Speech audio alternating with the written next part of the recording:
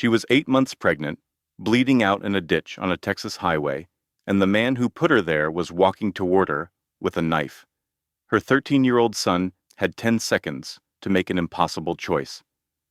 Stay hidden in the wreckage with his dying mother and 7-year-old sister, or climb out of that ditch and run toward the thunder he heard building in the distance, toward the headlights, cutting through the darkness like a river of fire, toward 97 strangers on motorcycles who looked like the most dangerous men alive. He chose to run. And what those bikers did when they saw a blood-covered boy screaming in the middle of the road. That changed everything. But to understand why a 13-year-old would run toward danger instead of away from it, you need to understand his mother. You need to understand the empire she built, the monster she married, and the moment she realized her children would die if she didn't get them out. Her name was Naomi Ashford. 24 hours before she bled out on that highway, she was untouchable. Naomi had built her kingdom with nothing but stubbornness and a $100 loan from her grandmother. 41 years old, 14 hair salons across Texas, a cosmetics line carried in 300 stores, a 6-bedroom house in the wealthiest neighborhood in Houston, where women who'd never known hunger sipped wine and called her inspiring. Forbes had profiled her twice. Black Enterprise put her on their cover. Little girls in braids pointed at her billboards on the way to school, tugged their mama's hands and whispered, "I want to be like her." She'd grown up in Third Ward, roaches in the walls, prayers for dinner, hand-me-downs that had been handed down 3 times before reaching her. She remembered being 7 years old, watching her mother count pennies on the kitchen table, trying to decide which bill wouldn't get paid that month. Now she sat in boardrooms where men in $1,000 suits waited for her to speak first, where her signature could change someone's life, where nobody told Naomi Ashford what to do. She'd buried her first husband 5 years ago. Good man. Car accident. Left her with 2 children, Zion, now 13 and already smarter than most adults, and Maya, 7, who still believed in magic and heroes. For 5 years, Naomi had been both mother and father, provider and protector, the strong one, the unbreakable one. But here's what nobody tells you about being strong alone. It hollows you out, day by day, year by year, until you're standing at the top of everything you built, looking down at all of it and feeling nothing but tired. Naomi Ashford answered to no one until she answered to him. Derek Mitchell arrived like a summer storm, beautiful and devastating. She met him at a charity gala, her charity, raising money for scholarships for young Black entrepreneurs. He was tall, dark-skinned, smile like a promise, the kind of handsome that made intelligent women forget their intelligence. He said he was a real estate developer, said he admired her work, said he'd never met a woman like her. What he didn't say, he was drowning in debt. His developments were paper companies. His charm was a blade he'd sharpened on a dozen wealthy women before her, widows, divorcees, anyone lonely enough to mistake hunger for love. Naomi's friends warned her. Her mother, 73 and sharp as a blade, took one look at Derek and pulled her aside. "Baby, that man got hunger in his eyes, and it ain't for you." But Naomi was 41, lonely in ways success couldn't fix. She had a bed that had been empty for 5 years and a heart tired of protecting itself. So when Derek proposed, after 8 months, on one knee, in front of her whole family, a ring that cost her money, though she didn't know it yet, she said yes. She didn't see the mask slip, not until it was too late. The first time he hit her, she was holding a pregnancy test. 2 pink lines. What should have been joy became the beginning of the end. They stood in the master bathroom of her home, the one she'd paid for, and Derek's face transformed into something she'd never seen. The charm evaporated. The warmth froze into something sharp and cold. "You did this on purpose." His voice was soft, almost gentle. That's how she knew it would be bad. "Derek, this is good news. You're trying to trap me." He laughed, and the sound made her blood run cold. You think I wanted this? You married me. You knew I had children. I married your money, Naomi. He stepped closer. Did you really think a man like me wanted a 40-year-old woman? I wanted the houses, the accounts, the name. The first blow caught her across the face. The second was to her ribs. The third to her stomach, where the baby grew. He was clinical about it, precise, avoided her face after that first strike. Couldn't have people asking questions. He targeted her ribs, her back, her thighs, places clothes would cover, places that would heal without witnesses. When he finished, he straightened his shirt, checked his reflection, smiled. Here's how this works now. He crouched beside her, lifted her chin with one finger. You sign over 30% of your business to me. You keep being the perfect wife in public, and you never tell anyone about tonight. Naomi said nothing. Blood dripped from her lip onto the cold tile. Because if you do, I'll take everything, the company, the houses, the kids.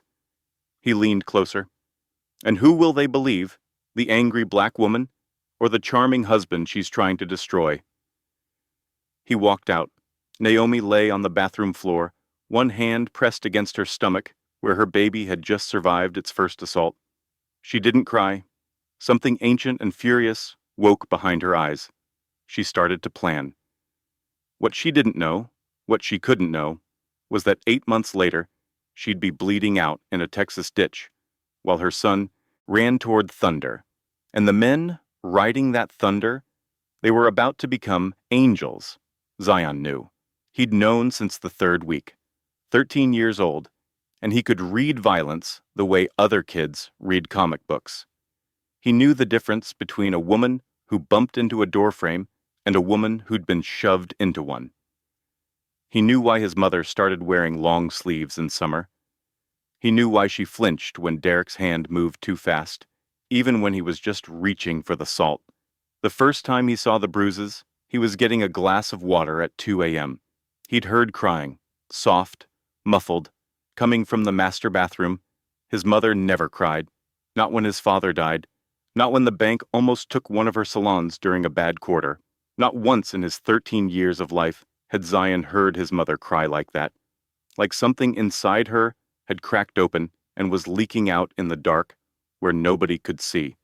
He'd pressed his ear to the bathroom door, listened to her trying to breathe through the pain.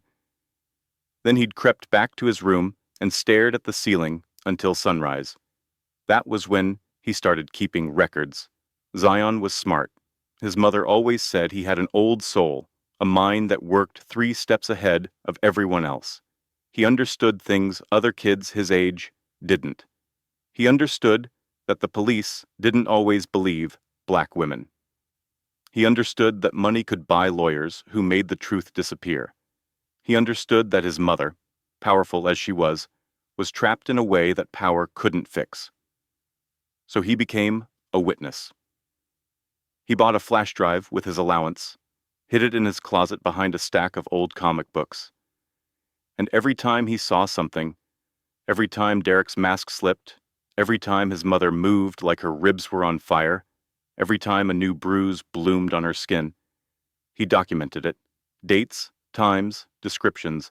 March 14th, 11:47 p.m. Heard impact sounds from master bedroom. 3 distinct thuds. Mom wore turtleneck to breakfast, even though it was 78 degrees. March 22nd. Mom fell asleep on couch. Shirt rode up. Purple and yellow bruising on left side of ribcage. Photographed with phone. April 3rd.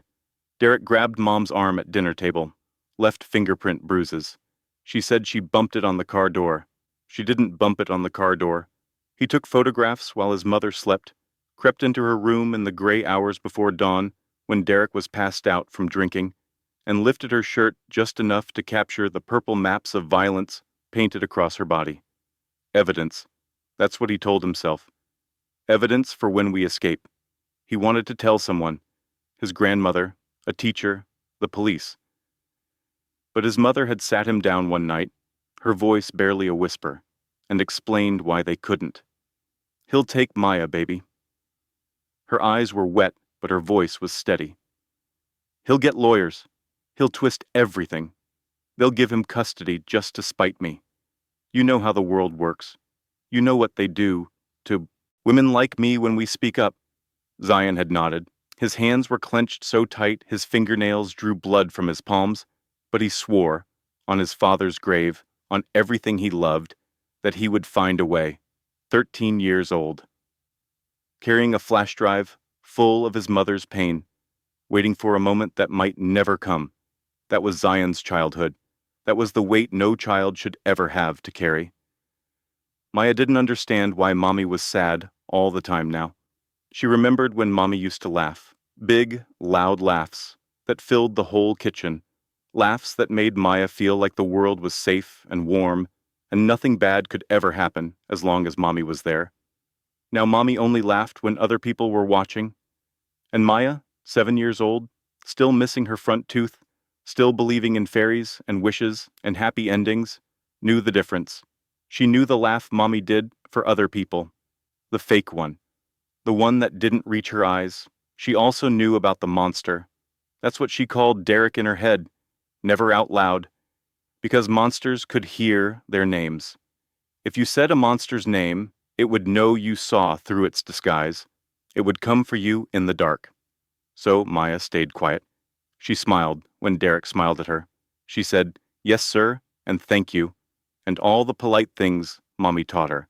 But inside her head, she was always whispering, "Monster, monster, monster." She heard things at night, sounds that made her pull the covers over her head and squeeze her eyes shut, sounds that made her stuff her fingers in her ears and hum her favorite song until it was over. Sometimes she heard Mommy crying. Sometimes she heard Derek's voice, low and mean and scary. Sometimes she heard thuds that shook the walls. Maya would pray on those nights, hands pressed together, eyes scrunched tight. "Dear God, please send someone to take the monster away.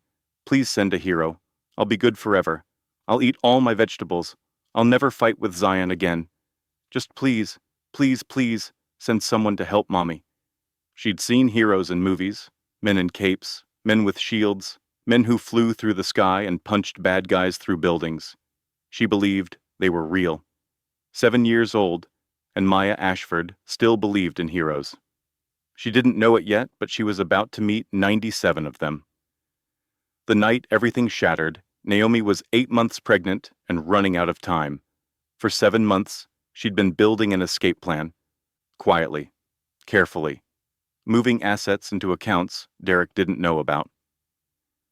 Working with a lawyer in secret, a woman named Patricia, who specialized in domestic violence cases and kept her client files in a safe that required 2 keys to open.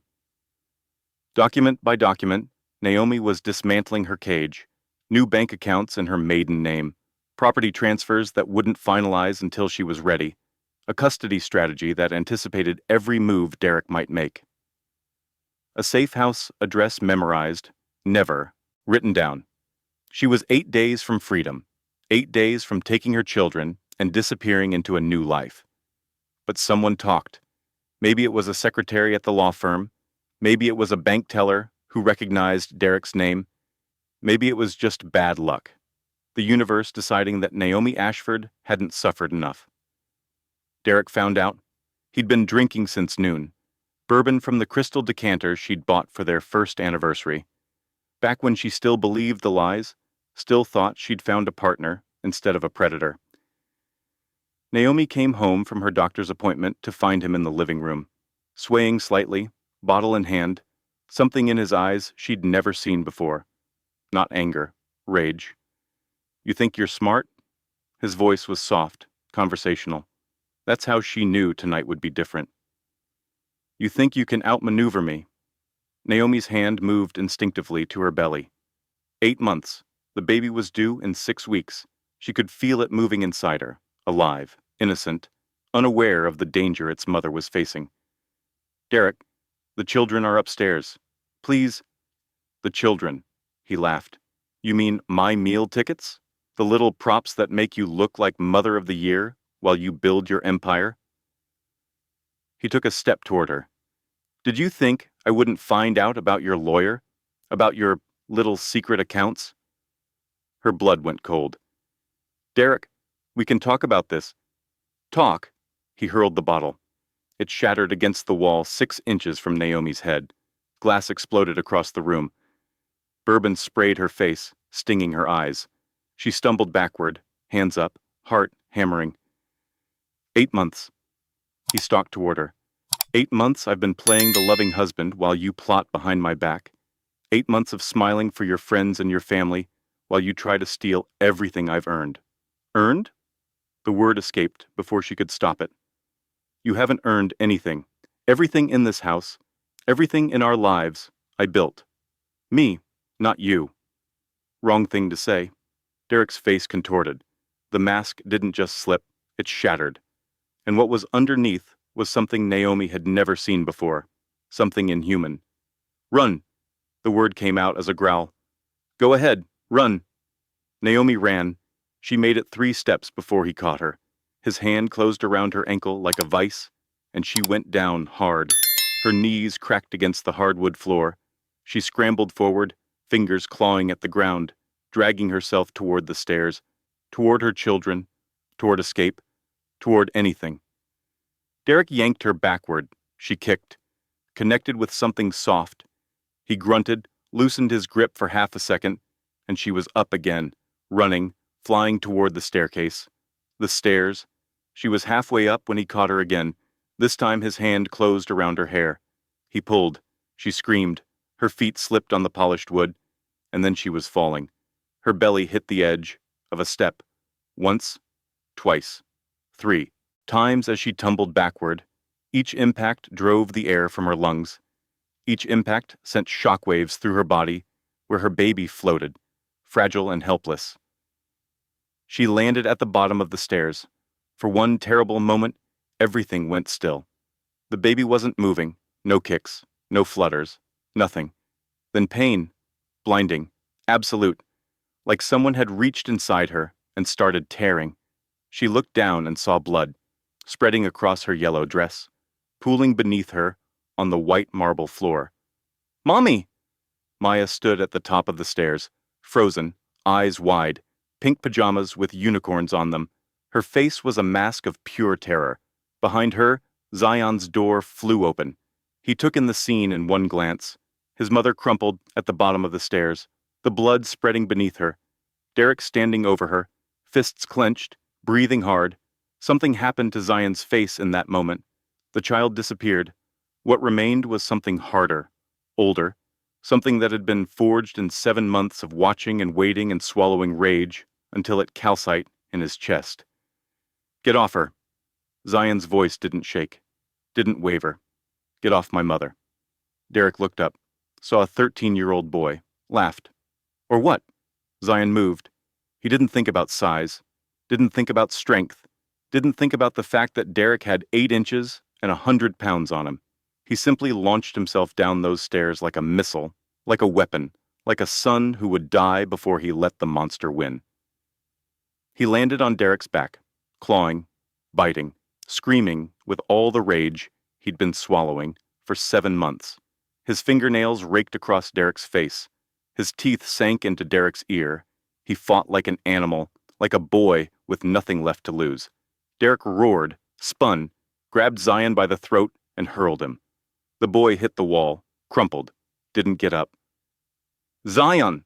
Maya was screaming now, running down the stairs, throwing herself over her brother's body like she could protect him. But it was enough. Those few seconds. That's all Naomi needed. She crawled toward the door, blood trailing behind her, one hand pressed against her belly where her baby had started moving again. Weak flutters, but alive, still alive. "We're leaving." Her voice was hoarse but steady. "We're leaving right now."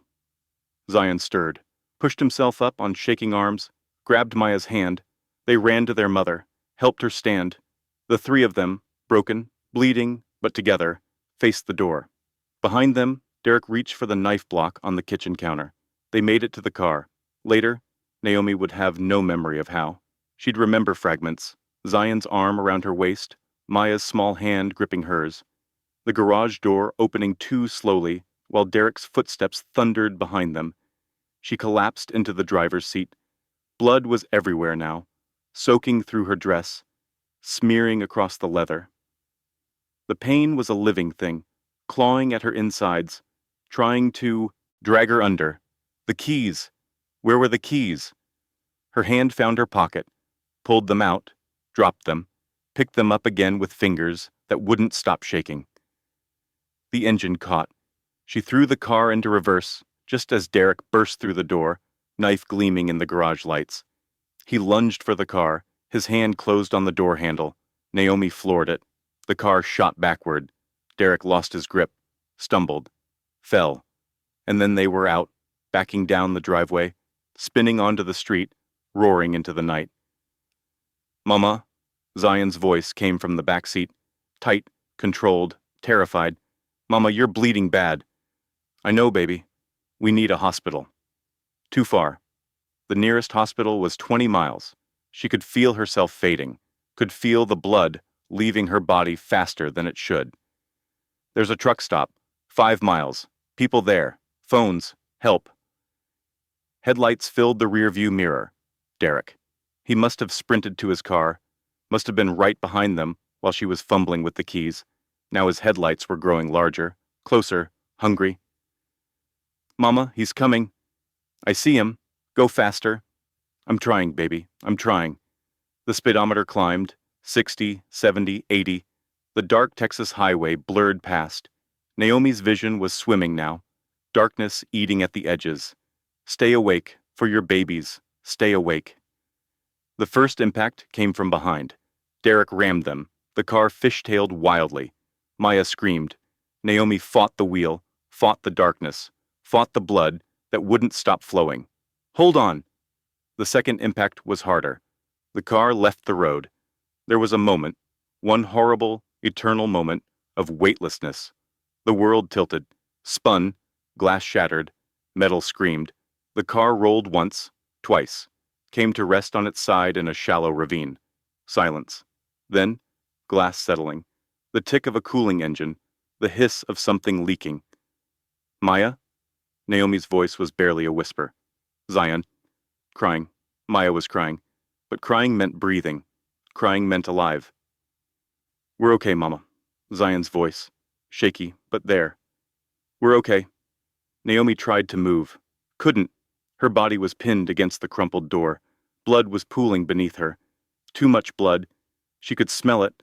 Copper and salt and something deeper. Something that meant her time was running out. "Mama?" Zion had unbuckled his seatbelt, was climbing over the seats toward her. His face was cut, glass in his hair, but his eyes were clear, focused. "Mama, stay with me. My babies." She reached for him. Her hand was shaking. "Are my babies okay?" "We're fine. We're okay." Tears streamed down his face, but his hands were steady as he pressed his sweatshirt against her wound. "Just hold on. I'm gonna get help." Above them, a car door slammed, footsteps on gravel. Derek was coming, and somewhere in the distance, so far away it might have been imagination, might have been hope, might have been a dying woman's dream, there was thunder. But the sky was clear, and the thunder was getting closer. If you believe that mothers will move mountains for their children, that children can find courage in the darkest moments, then you're in the right place. Subscribe to Biker's Bite and join the thousands who know that heroes don't always wear capes. Sometimes they wear leather. And sometimes they arrive like thunder when you need them most. Zion scrambled out of the wreckage. His hands were slick with blood, his mother's blood, and the glass-littered grass of the ravine kept sliding beneath his sneakers. He clawed his way up the embankment, fingernails digging into the dirt, heart pounding so loud he could barely hear anything else. Almost anything else. Behind him, Derek's footsteps crunched on gravel. Slow, deliberate. The footsteps of a man who knew his prey wasn't going anywhere. Below him, Maya was whimpering, trying so hard to be brave, trying so hard not to scream, because Zion had told her to stay quiet, to stay hidden, to not make a sound no matter what. And beneath Maya's whimpering, beneath Derek's footsteps, beneath Zion's own ragged breathing, was another sound. His mother. Her breath was wet now, shallow.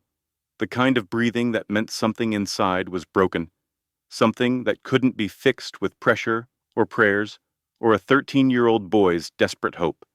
Think, think. The truck stopped. He could see its lights from here, maybe half a mile away, glowing against the darkness like a lighthouse in a storm.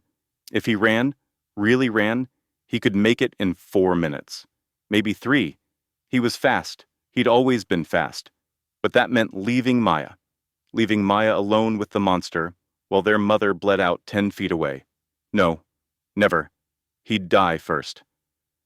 Zion reached the top of the embankment and crouched in the tall grass, trying to make himself small, trying to see without being seen. Derek was halfway down the slope now, knife still in his hand, moonlight glinting off the blade. Think, what do I do? What can I do? And then he heard it. Thunder. But the sky was clear. Stars scattered across black velvet like diamonds on his grandmother's church hat, the one she wore every Sunday, the one she said made her feel closer to God. The thunder was growing, getting louder, resolving into something else. Engines. Zion turned and looked north. His heart stopped. A river of headlights was pouring down the highway. 20, 40, 60. He lost count. They stretched back as far as he could see, a snake of light and chrome cutting through the Texas night. Motorcycles. Dozens and dozens of motorcycles. Their engines roared like the voice of an angry god, like thunder given form, like the answer to every prayer Maya had whispered into her pillow for 7 months. Zion didn't hesitate. He burst out of the grass and sprinted toward the highway, his legs pumped, his lungs burned. Behind him, he heard Derek shout something, a curse, a threat. He didn't care, but he didn't stop, didn't slow down, didn't look back. The lead motorcycle was maybe 50 yards away when Zion reached the asphalt.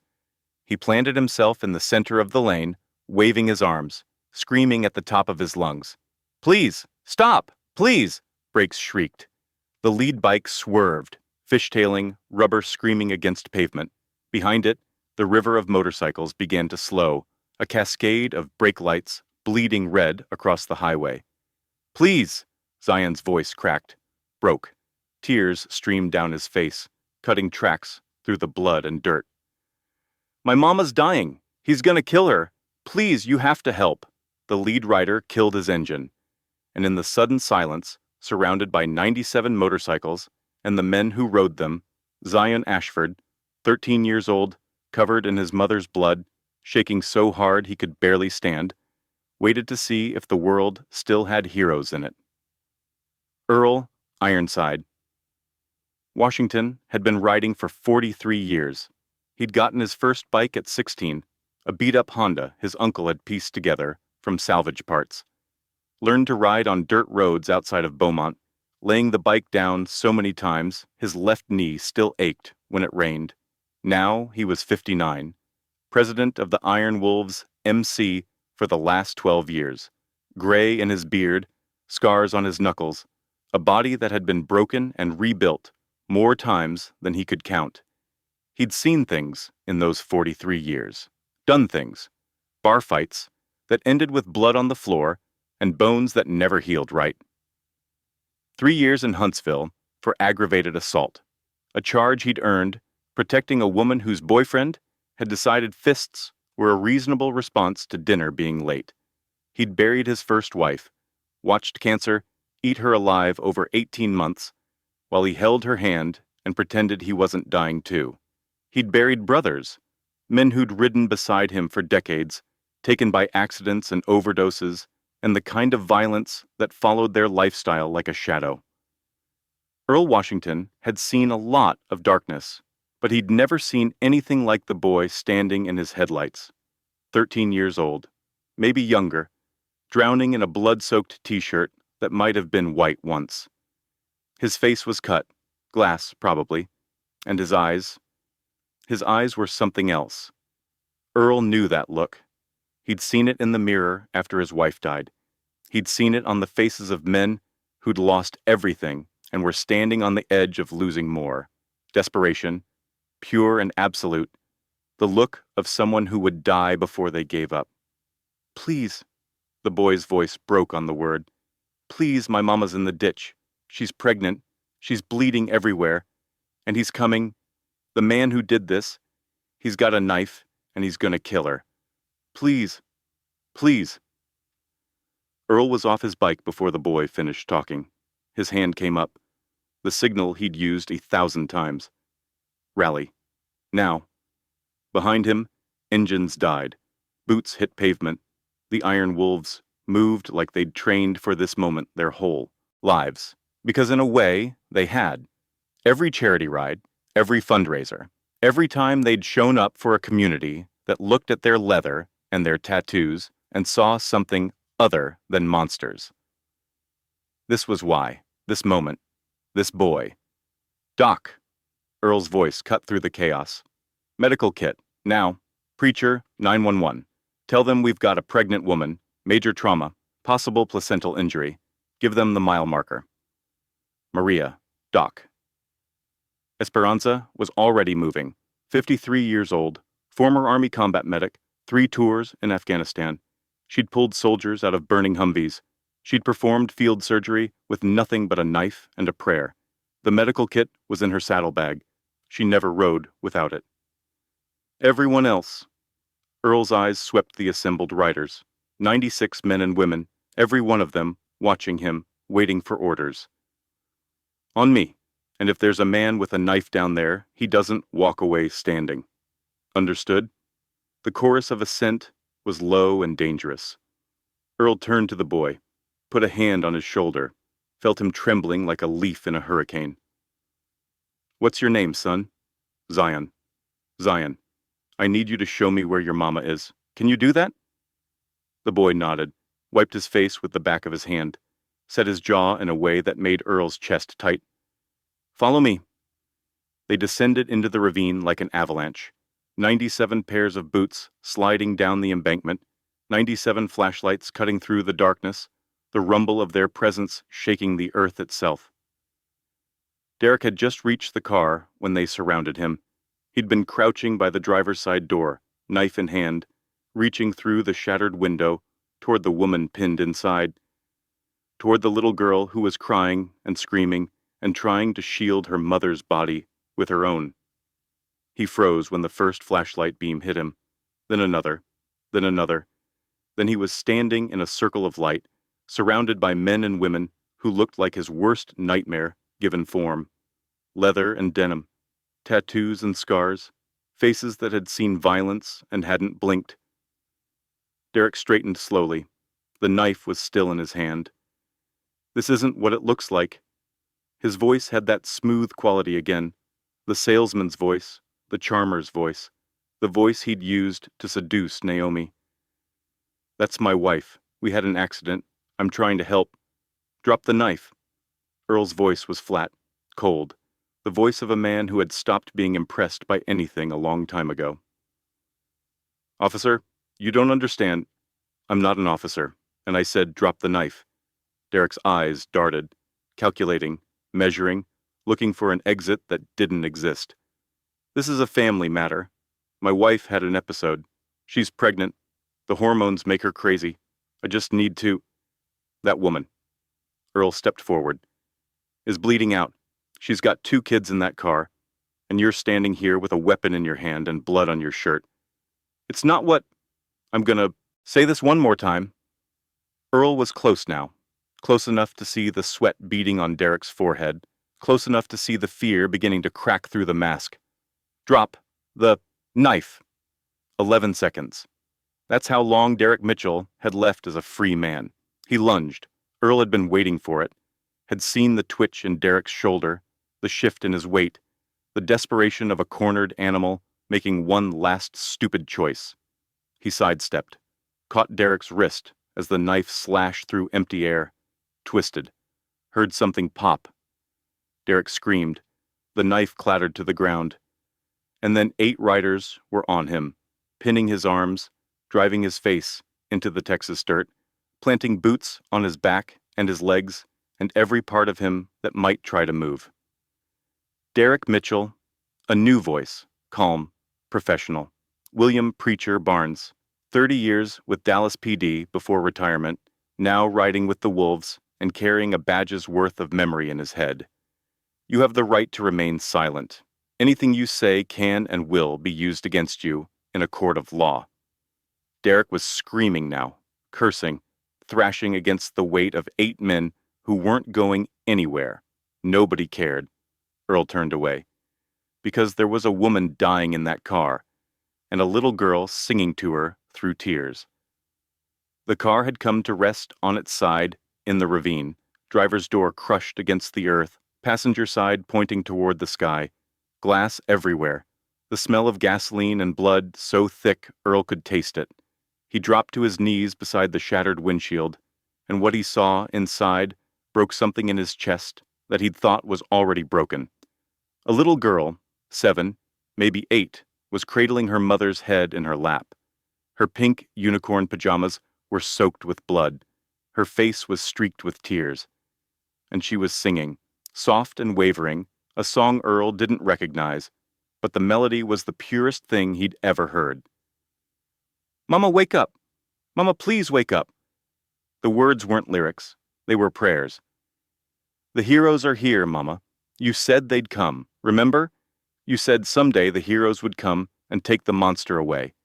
They're here, Mama. They're here." Doc was already moving, squeezing through the broken window frame, ignoring the glass that tore at her jacket.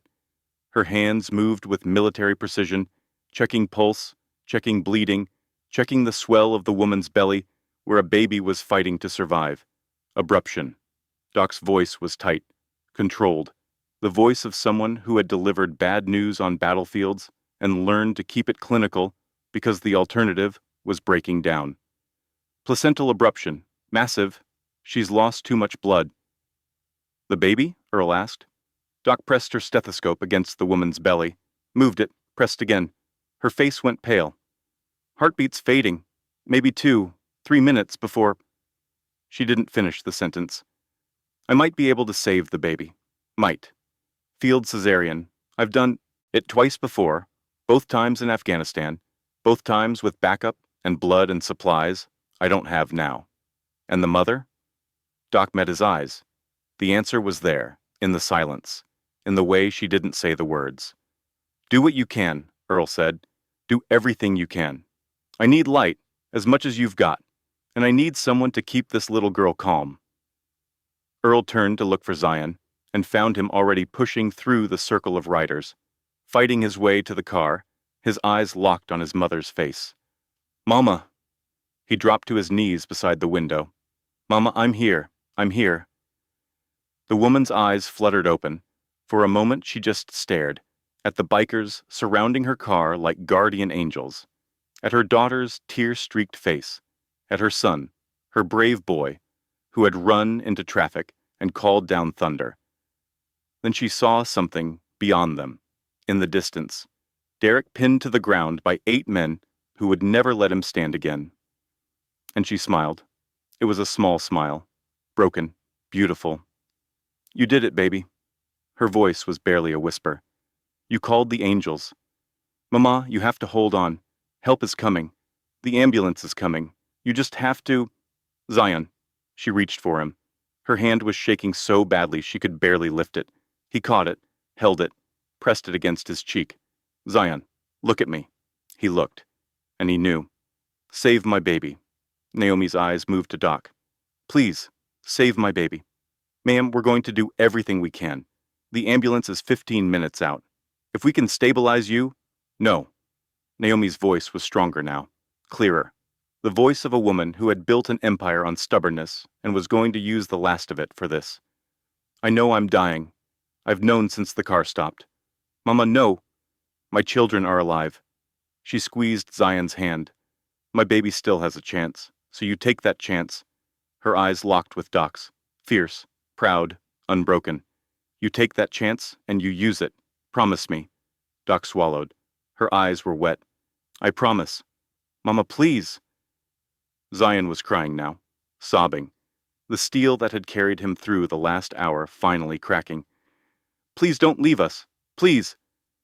"Come here, baby." She pulled him close, her hand, bloody, trembling, found his face, traced the lines of it, memorizing him. You take care of them, your sisters, both of them, you hear me? Mama, I'm so proud of you. Tears slid down her cheeks. So proud. You saved us, baby. You did. When everyone else would have hidden, you ran toward the thunder, you saw the angels coming, and you called them down. I can't do this without you. Yes, you can. She smiled through the tears. You're an Ashford. You can do anything. She turned to Maya, her baby girl, still cradling her head, still singing softly between sobs. Maya, my sweet Maya. Mama? Maya's voice was small, broken. Mama, are you going to be okay? Naomi pulled her close, breathed in the scent of her hair, strawberry shampoo and something else, something that was just Maya, just her baby, just the girl she'd die 1,000 times to protect. I'm going to be with Daddy, she whispered, and I'm going to watch over you, every day, every night. Whenever you miss me, you look at the stars, okay? I'll be the brightest one. I don't want you to go. I know, baby, I know. She held her children, both of them, pressed them against her chest, where her heart was slowing, beat by beat, breath by breath. I love you, she said, all three of you, more than I ever loved anything in this world. Then she looked at Doc and nodded. Before we see what happens next, hit that like button if you're hoping this baby makes it. Drop a comment telling us where you're watching from. Your engagement helps us bring more stories like this to people who need to hear them. 9 minutes. That's how long it took to perform a miracle in a Texas ditch. Doc moved with the precision of someone who had done this before, in places where the sand was red with blood and the only anesthesia was a leather belt to bite on. She barked orders and bikers obeyed, holding flashlights steady, handing her instruments from the kit, creating a wall of bodies to block the wind. Zion held Maya. He pulled her away from the car, wrapped his arms around her, pressed her face against his chest so she wouldn't see. But he watched. He forced himself to watch. This was his mother's final gift. He would bear witness. The headlights of 97 motorcycles turned the ravine bright as day. Somewhere in the distance, sirens wailed, getting closer, but not close enough, not fast enough. I need more light, here, right here. She's coding, starting compressions. The baby's crowning. I can see. Stay with me, Naomi. Stay with me. But Naomi was already leaving. Zion could see it. The way her hand had gone limp on the ground. The way her chest had stopped rising. The way the fight had finally drained out of the woman who had never stopped fighting. His mother had built an empire from nothing. She had survived poverty and loss and a monster who wore a wedding ring like a disguise. And now she was dying in a ditch on a Texas highway, surrounded by strangers who had become angels, giving everything she had left so her baby could live. I've got the baby. I've got her. Doc's voice cut through the chaos. And then there was another sound, a cry, thin and weak but unmistakable, the cry of a newborn baby taking her first breath. She's alive. Doc's voice cracked. She's alive. At 11:47 p.m., on a highway outside Houston, surrounded by 97 strangers who had become family, Naomi Ashford took her last breath. At 11:48 p.m., her daughter took her first. Doc wrapped the baby in someone's leather jacket, the softest thing available, and held her up so the bikers could see. So Zion and Maya could see. A new life, born from death, born from sacrifice, born from a mother's love that was stronger than anything the world could throw at her. Earl walked over to Zion. The boy was still holding his sister, still staring at the car where his mother's body lay still. His face was blank, shock setting in. Your mama. Earl's voice was rough. She was the bravest woman I ever met. Zion didn't respond. And you? Earl put a hand on his shoulder. You saved them. Both of them. You understand that? That baby is alive because you ran into traffic and flagged us down. Your sister is alive because you fought off a grown man with nothing but your hands. You did that. Zion's shoulders began to shake. I want my mama back. His voice was small, broken. 13 years old again. Just a kid who wanted his mother. I want my mama. Earl did something he hadn't done in 30 years. He pulled the boy into his arms and held him. Around them, 97 bikers stood in silence. Some had tears streaming down their faces. Some had dropped to their knees. Some were praying to God or the universe or whatever power had brought them to this place at this moment. The ambulance arrived 6 minutes later. The paramedics took over.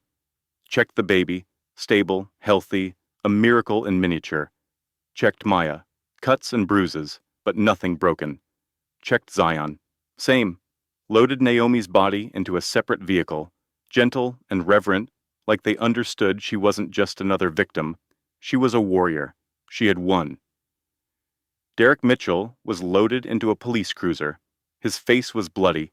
The bikers had been thorough, and his eyes were wild with something that might have been fear or madness or both.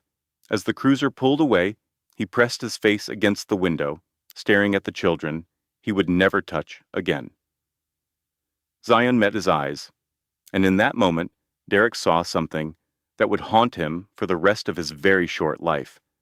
He saw a boy who would never stop, a boy who would grow up and become something dangerous, a boy who would make sure men like Derek never hurt anyone again. The cruiser disappeared into the darkness. And in a ravine on a Texas highway, a baby cried in the arms of a biker named Doc, while 96 others stood guard against a world that had tried to destroy her before she was even born. They named her Naomi Grace. It was Zion who suggested it. Sitting in a hospital waiting room at 3 a.m., his sister asleep against his shoulder, his grandmother's hand wrapped around his, the fluorescent lights hummed overhead, the coffee in the vending machine tasted like motor oil. And somewhere down the hall, a baby who had been born in a ditch was sleeping in an incubator, fighting for a life that had started with death. Naomi, Zion said. Her name should be Naomi. His grandmother, 74 years old, still sharp as a blade, still wearing the same housecoat she'd thrown on when the police called, looked at him for a long moment. And Grace, she said finally, because that's what saved her. Grace, the grace of God sending those bikers down that road at exactly the right moment. Naomi Grace Ashford, born at 11:48 p.m. on a Texas highway, delivered by a woman named Maria Doc Esperanza, who went home that night and cried for 3 hours straight, who sat in her kitchen with a bottle of whiskey she didn't drink, staring at her hands, the hands that had pulled a baby from a dying woman's body, while 96 brothers and sisters held flashlights and prayed. Doc had done a lot of things in her 53 years. 3 tours in Afghanistan, surgeries in combat zones, amputations with nothing but a field knife and morphine that was running out. But she'd never done anything like that. She'd never held a newborn baby, while its mother took her last breath 3 feet away. She'd never had to look into a 13-year-old boy's eyes and tell him that his mother was gone, but his sister was alive. She'd never understood, until that night, what it really meant to trade one life for another. The baby stayed in the NICU for 2 weeks, premature, underweight, but fighting. Every hour, every day, getting stronger. The nurses said she was a miracle. The doctors said she was lucky. Doc knew better. Naomi Grace wasn't lucky. She was loved. And love like that, the kind that makes a mother choose her child's life over her own, doesn't disappear when the heart stops beating. It lives on, in the blood, in the bones, in every breath that baby would ever take. Zion turned 14 in that hospital. Nobody celebrated. There was no cake, no candles, no presents. Just his grandmother, pressing a kiss to his forehead and whispering, "You're a man now, baby, whether you wanted to be or not." He didn't want to be. He wanted to be 13 again, wanted to be documenting bruises on a flash drive, still believing that someday they'd escape, that someday his mother would be free. He wanted to go back to the moment before Derek found out about the lawyer, before the bottle shattered against the wall, before everything fell apart. But time doesn't move backward, and Zion Ashford had a family to take care of. His grandmother's house was small, 3 bedrooms in a neighborhood that had seen better days. She'd lived there for 40 years, raised Naomi there, buried her husband from there. The walls were covered with photographs. Naomi as a baby, Naomi at graduation, Naomi on her wedding day, Naomi on the cover of Black Enterprise. Now those photographs had company: Zion, Maya, and a baby in a crib that Doc had delivered personally, along with a blanket she'd knitted herself. Soft yellow yarn, little motorcycles stitched into the border. "For the road, baby," Doc said when she handed it over. So she never forgets where she came from. Maya didn't speak for 2 weeks after the accident. She ate when food was put in front of her. She slept when she was told to sleep. She went through the motions of being alive without actually living. Her eyes were empty, hollow, like something essential had been removed, and she was just a shell walking around, waiting for someone to notice. Zion noticed. He sat with her every night, didn't push her to talk, just sat there, holding her hand, letting her know she wasn't alone. Sometimes he'd read to her, stories about brave girls and happy endings, the kind their mother used to tell. Sometimes he'd just be quiet. On the 15th night, Maya spoke. "Zion? Yeah? Is Mama really gone?" He wanted to lie, wanted to tell her it was all a bad dream, that Mama was just sleeping, that everything would be okay. But his mother had raised him better than that. "Yeah, Maya, she's really gone." Silence. "But she's watching us, right? From the stars?" Zion's throat closed up.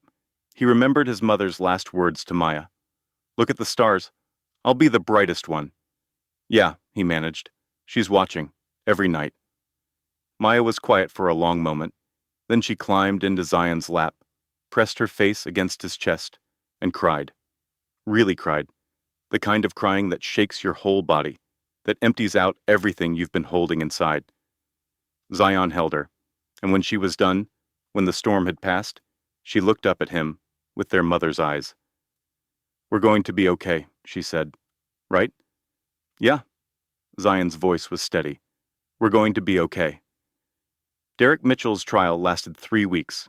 The prosecution called 47 witnesses, hospital records, police reports, the photographs from Zion's flash drive, evidence that a 13-year-old boy had collected while the world looked the other way.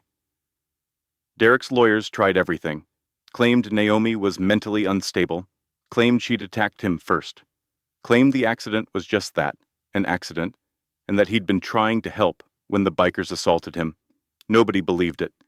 The jury deliberated for 4 hours, guilty, on all counts: second-degree murder, aggravated assault, attempted murder of a pregnant woman, fraud, theft.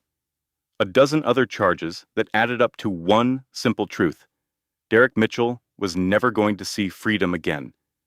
The judge gave him 53 years.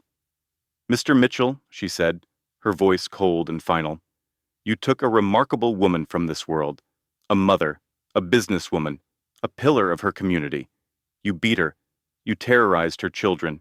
You chased her down a highway with the intent to kill. And when she died giving birth to the baby you never wanted, you showed no remorse, not one moment of human decency." She paused.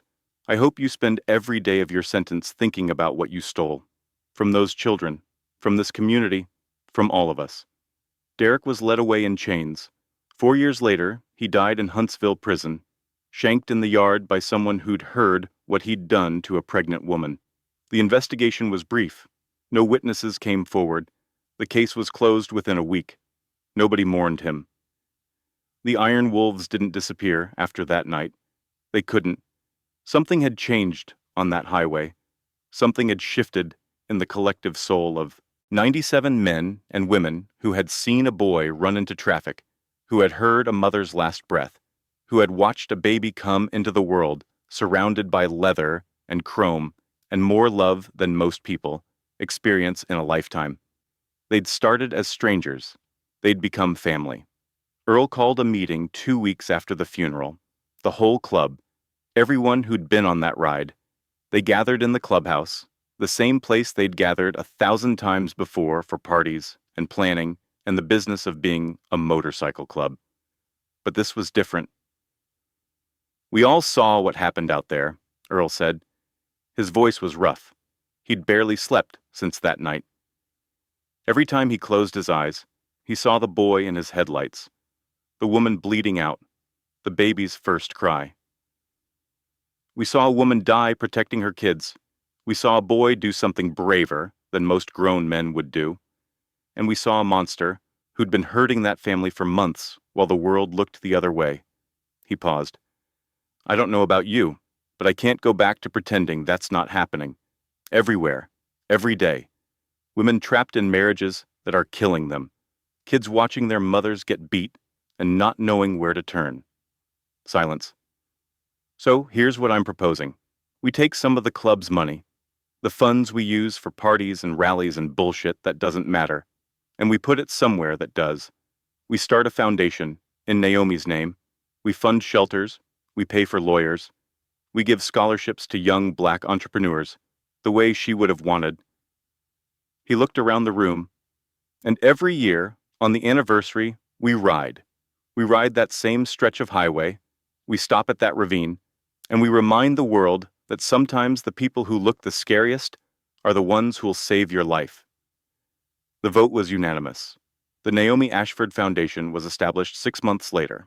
Earl served on the board alongside Naomi's mother, a local pastor, and a domestic violence advocate who'd been doing this work for 30 years. They funded 3 shelters in the first year, paid legal fees for 47 women trying to escape abusive marriages, gave out 12 scholarships to young entrepreneurs who reminded them of the woman they'd never gotten to meet. And every year, on the anniversary, they rode. It started with 97 bikes. By year 3, it was 120. By year 5, 200. By year 10, the annual Naomi Ashford Memorial Ride was the biggest charity event in the state. Bikers came from all over the country, clubs that had heard the story, riders who had seen the news coverage, strangers who just wanted to be part of something that mattered. They'd thunder down that stretch of highway outside Houston, past the mile marker where Zion had run into the road, down into the ravine where a baby had been born and a mother had died. They'd leave flowers, pour out whiskey, say prayers to whatever gods they believed in. Then they'd ride to the Ashford house, and 3 children would be waiting on the porch. Zion finished law school at 23, top of his class, full scholarship, offers from every major firm in Texas, each one promising more money than his mother had made in her first decade of business. He turned them all down. I'm going to be a prosecutor, he told his grandmother the night before graduation. I'm going to put men like Derek behind bars. I'm going to make sure no other kid has to do what I did. His grandmother smiled, the kind of smile that held pride and sorrow and something else, something that looked a lot like Naomi, looking back at her through her grandson's eyes. Your mama would be so proud of you, she said.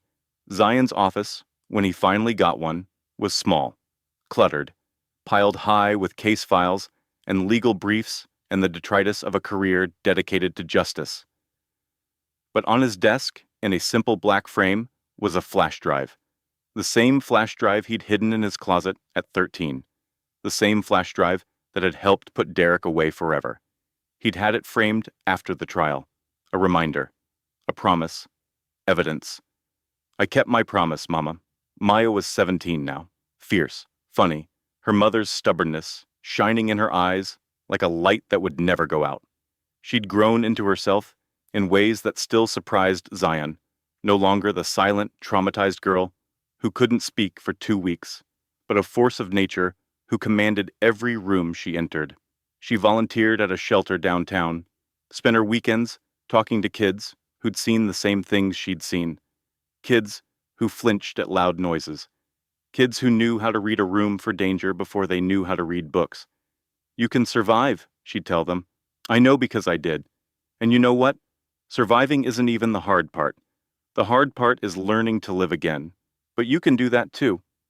She was planning to study psychology in college, wanted to become a therapist specializing in childhood trauma, wanted to spend her life helping kids find their way back from the dark. I'm going to be the person I needed when I was 7, she told Zion once. The person who would have looked at me and known something was wrong. The person who would have done something about it. Zion had hugged her so hard, she complained she couldn't breathe. And then there was Naomi Grace, 10 years old now, wild-haired, gap-toothed, full of energy and questions and a joy that seemed impossible given how she'd come into the world.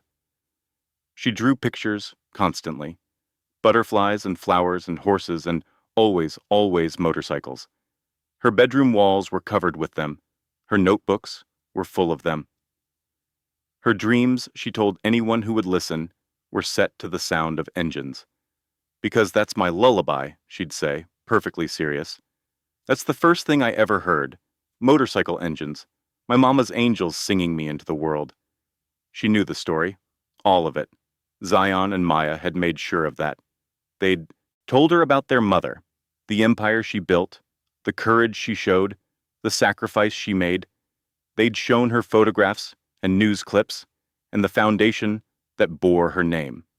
They'd told her about the night she was born, and every year, when the motorcycles came, Naomi Grace stood on that porch with her brother and sister and grandmother, watching the thunder roll up the street, knowing that every single one of those riders was there because of her, because of what her mother did, because of what her brother did, because sometimes the world is full of monsters, but it's also full of angels who just look like monsters, and all you have to do is be brave enough to call them.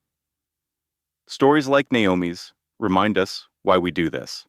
If this story touched your heart, share it with someone who needs to believe in second chances.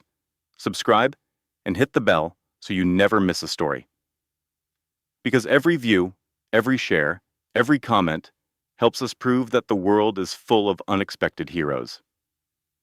The 10th anniversary ride was the biggest one yet. 237 motorcycles, riders from 14 states, news crews filming from helicopters. The governor had sent a proclamation.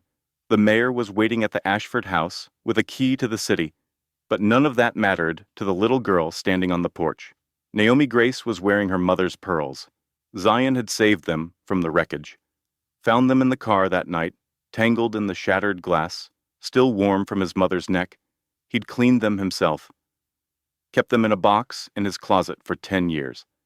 And this morning, he'd put them around his sister's neck and told her the story of how their mother had worn them on her wedding day. Her real wedding day, the first one, to Maya and Zion's father, the man who had loved her aright. She'd want you to have them, Zion said. She'd want you to know you come from strength. The pearls were too big for a 10-year-old. They hung loose around her neck, clicking against each other when she moved. But Naomi Grace wore them like a crown.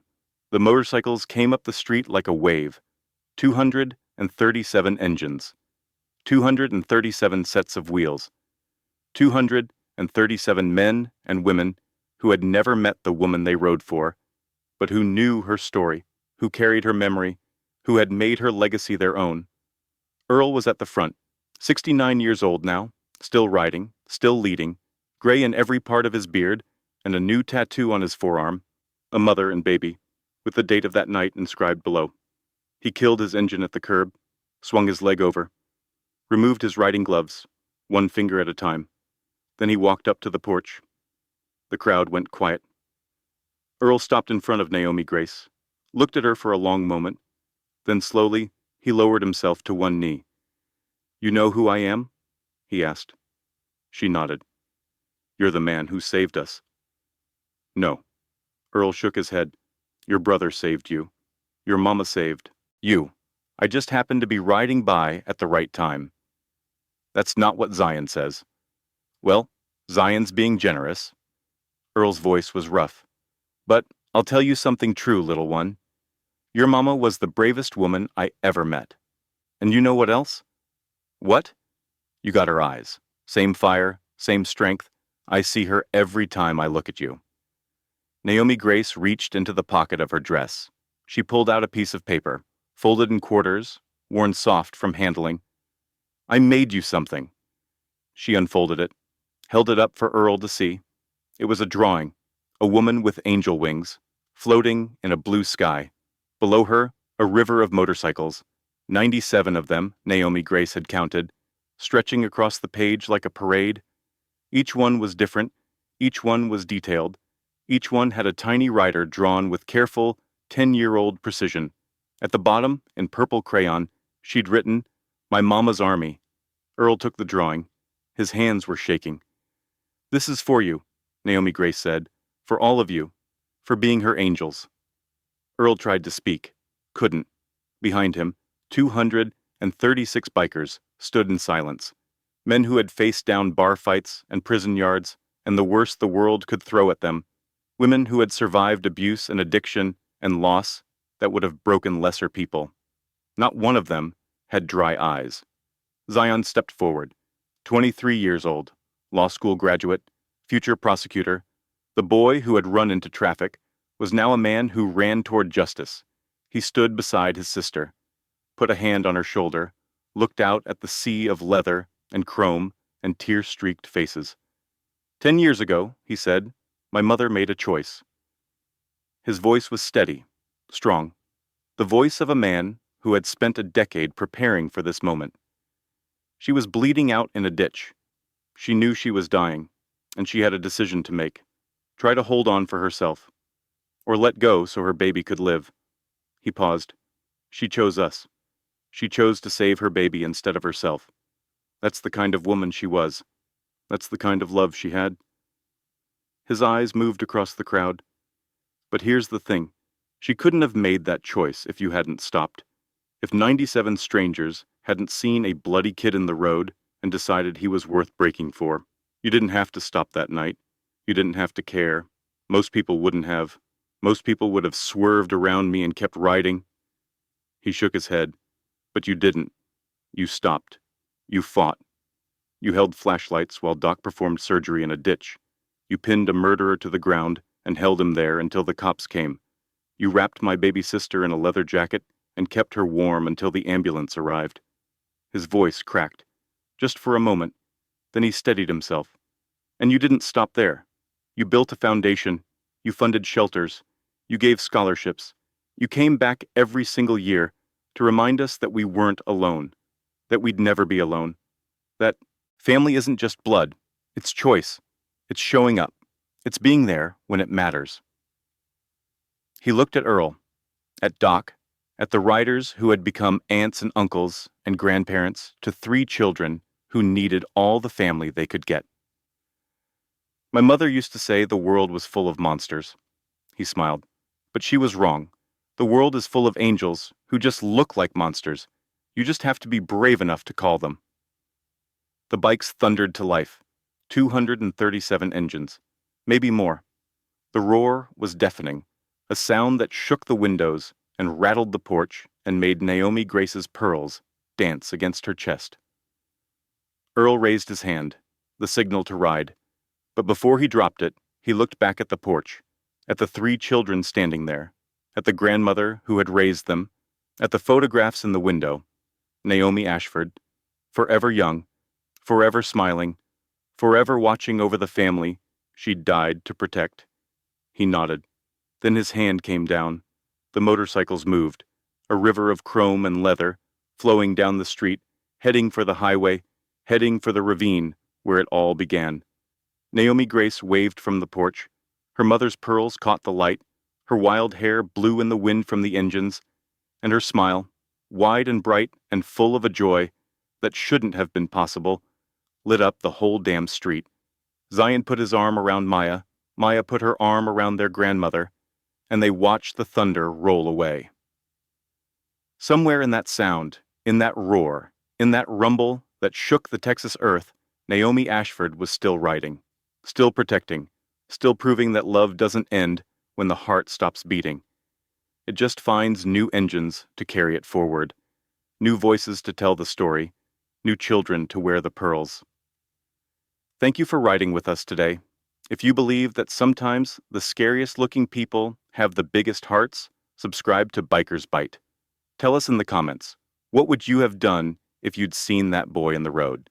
And remember, the rumble you hear might not be trouble. It might be help on the way. It might be angels in leather.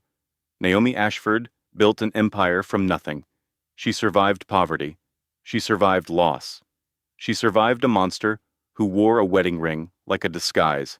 And in the end, she did what mothers have done since the beginning of time. She gave everything she had so her children could live. Her son ran toward thunder. Her daughter learned to believe in heroes. And her baby, born in a ditch, delivered by a biker, named for the woman who died to give her life, grew up knowing a truth that most people never learn. The world is dark, but it's also full of light. You just have to be brave enough to look for it. And sometimes, if you're lucky, if you're blessed, if you're standing in the right place at the right time, the light comes looking for you. 97 engines strong, loud as thunder, fierce as hope. She just had to be brave enough to call them, and her son was